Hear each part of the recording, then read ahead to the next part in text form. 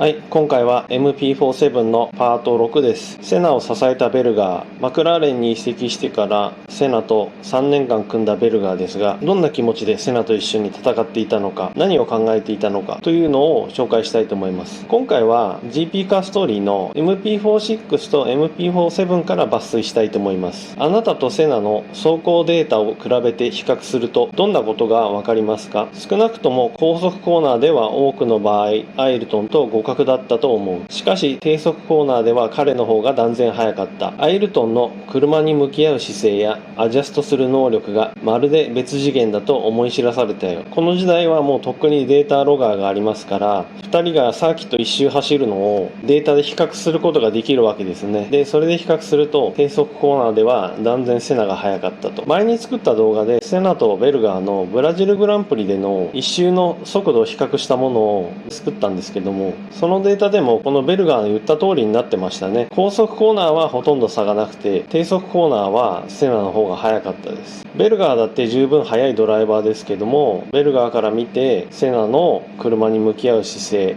アジャストする能力、やはり驚いたんですね。フェラーリにいた時はエンジニアにマシンがオーバーステアだとかアンダーステアだとか説明したら、それで話は終わり、あとは専門家たちがうまいことやってくれるだろうと考えていた。これがごくごく普通なドライバーの考え方だと思うんですね。ところがマクラーレンは全然違った。朝から晩までデータ分析に明け暮れていて、アイルトンはそういった作業をほとんど付きっきりで見守っているんだ。しかも山のようにある詳細な資料にもきちんと目を通している。あの姿勢には感心したよ。セナはドライビングテクニックがすごいだけじゃないんですね。データをしっかり分析してチームがそういう作業をしている時もずっと見ていると。これはデータそのものをきちんとセナが分析できるということと、そうやってチームの作業にずっと付き合ってくれてるわけですから、メカニックとかエンジニアたちもセナのためにもっといい車にしようって思いますよね。やっぱそういう効果も大きいと思います。で、山のようにある資料にもちゃんと目を通していると。すごいですね。F1 ドライバーですから、普通に考えて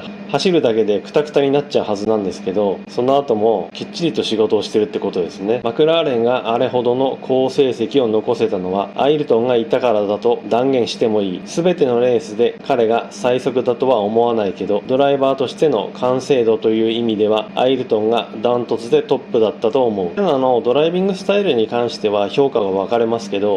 それは置いといて、ドライバーとして取り組むべきことをどれだけちゃんとやるかという意味では確かにダントツで一番だったんでしょうね。実を言うと彼とのあまりの差に意気消沈したことも一度ならず、その一方で人間関係はこれ以上ないというくらいうまくいっていた。アイルトンに関する限り否定的な感情は一切なかったし、そうする理由も見当たらない。91年日本グランプリを除く。ベルガーほど速いドライバーでもセナのあまりの速さに意気消沈したことも何度もあるんですね。だけど人間関係としては非常に良好だったと。アイルトンに関する限り否定的な感情は一切なかった。2人の相性ということもあるんでしょうけど、これはもちろんベルガーの人柄によるところが大きいとは思いますけどね。で、91年日本グランプリを除く、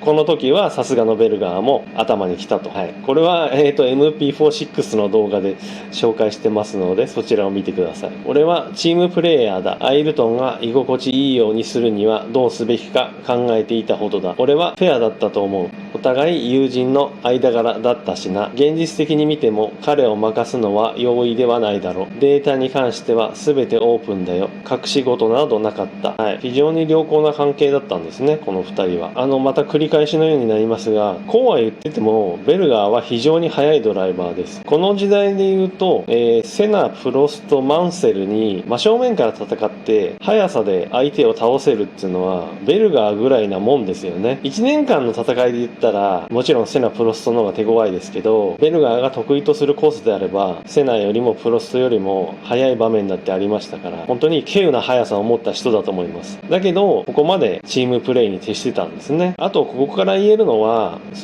セナ、ベルガーが組んでた時にセナがチャンピオンを2回取れたのもベルガーの存在が非常に大きいと思います。それは技術的なこととかドライビングで彼を助けるという意味もありますけど、チームの中の居心地、セナは非常に仕事に集中しやすかったはずです。これが意地悪なチームメイトだったら、チームメイトのことも気にしなくちゃいけないので、自分の仕事に 100% 集中できなかったはずです。なので、そういう意味でも、セナのチャンピオン獲得に大いに貢献していると思います。で、細かいこと言うと、後のね、シューマッハとかと違って、ちゃんとデータはこの2人はオープンだったんですね。そういったことからしても、非常に理想的なチームメイトだったんですね。マクラーレンからプロストが出ていって、その後やってきたのがベルガーで、本当にセナは良かったと思います。はい。あとですね、エンジンに関する動画をもう一個作ろうと思ってたんですけど、エンジンがどのようにバージョンアップされていったかとかっていう情報があまりに少なくて、動画にできるほどの情報がないんで、すいません。MP47 はここで、おそらく終わりになってしまうと思います。はい。いつもね、高評価、コメントありがとうございます。チャンネル登録者もどんどん増えてきて非常に嬉しいです。またね、動画作りますんでよろしくお願いします。